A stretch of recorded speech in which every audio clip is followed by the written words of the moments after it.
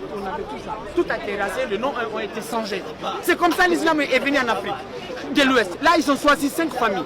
Les Touré, les Sissé, les Djané, les Brété, les Silla. C'est pour ça que tu entends dans le Mandé, on parle de Mandé Mori. Ces gens-là ont été choisis pour que les gens les soutiennent. Tous ceux qui refusaient de suivre ces gens-là ont été exclus. Soit esclavagisés, soit considérés comme d'autres.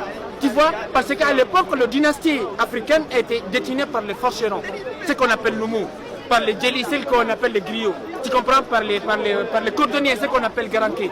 Tu comprends? C'est ça là nous suffisait. C'est les forcerons là qui fabriquaient nos propres armements.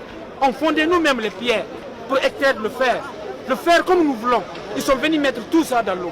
Et à partir de là, on n'avait plus des armements, on n'avavait plus rien. Les fondamentalistes pouvaient maintenant rentrer, nous prendre nos lois, violer nos femmes. Combien de milliers de l'homme noirs ont été castrés par ces gens-là? A commencé par le Bilal. Mais ils disent que c'est une religion d'amour, l'islam. Écoutez, si c'est une religion d'amour, nous les Noirs, on n'a pas connu ça. Je le parle en tant que quelqu'un qui est né dans l'islam et tout ça. Mais avec ce que je vois aujourd'hui, je ne vois que le contraire. Okay? Nous les Noirs aujourd'hui, on n'a plus de dignité, on n'a plus de valeur, on n'a rien. On a quoi dans ce monde si ce n'est pas se planifier? On se déteste entre nous, on n'est pas unis. L'Afrique est découpée, déshumanisée. Hein?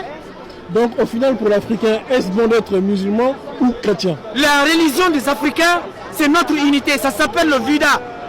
Vérité, unité, dignité, amour.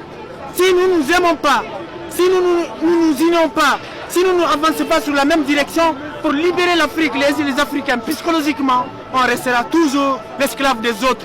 Parce que le Dieu il est pisano. Pourquoi il ne nous a pas créés musulmans? Pourquoi il ne nous a pas créés chrétiens? Pourquoi ce sont les chrétiens qui vont nous christianiser? Pourquoi ce sont les arabes qui vont nous islamiser? Pourquoi toute notre culture est arabisée et islamisée? Si vous partez aujourd'hui en Afrique, vous ne trouvez rien de culture africaine. Vous ne trouvez rien. Tout est arabisé ou occidentalisé. Pour être considéré comme quelqu'un de respectable, dans les pays musulmans africains aujourd'hui, il faut laisser les barbes. C'est la wahhabisation, les femmes noires voilées. Pendant que vous êtes là, vous ne verrez aucun arabe s'habiller comme les noirs. Que ce soit homme ou femme. Nous, on a tout abandonné. Nous, on a tout jeté à l'eau. Maintenant, aujourd'hui, là, pour t'habiller, il faut un blanc. Pour manger, il faut blanc. Pour te soigner, il faut un blanc. Tous nos savoirs ont été jetés à profit de ces gens-là. Maintenant, on se retrouve. On quitte en Afrique, on vient ici. On va vieillir ici. On est venu pourquoi? On va rester, on n'a ni l'argent, ni dignité, ni respect. On va vieillir et mourir. Et quand on va rentrer en Afrique, c'est notre corps qui va rentrer sans vie. Et qu'est-ce qu'on a foutu pour l'Afrique? C'est ça. Les Africains doivent savoir. Les frontières, nous devons les combattre. Ce n'est pas nos ancêtres qui l'ont mis. C'est les gens qui nous ont islamisés, christianisés, vendus, qui ont mis les frontières là. Nous devons les combattre pour être unis. Regardez Mali. Regardez le Mali, qu'est-ce qui se passe entre les Peuls et les Dogons. Ils vivaient ensemble, ça fait des siècles. Il n'y a jamais eu de problème. Comme ils veulent déstabiliser le Mali, on dit les Peuls les Dogons ont attaqué les Peuls. On veut nous mettre en communauté. Parce que pourquoi? Les Dogons, ce sont comme